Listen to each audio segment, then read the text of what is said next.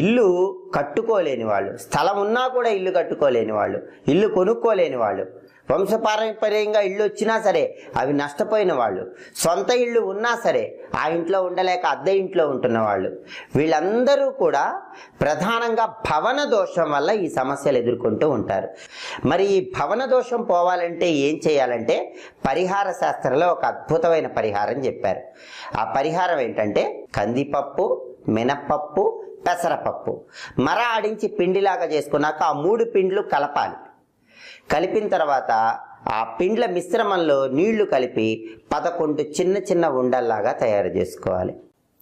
ఆ 11 చిన్న చిన్న ఉండల మీద బెల్లం ముక్కలు ఉంచాలి. అలా బెల్లం ముక్కలు ఉంచిన తర్వాత ఆ 11 చిన్న చిన్న ఉండలు బుధవారం పూట గోవుకి ఆహారంగా తినిపించాలి.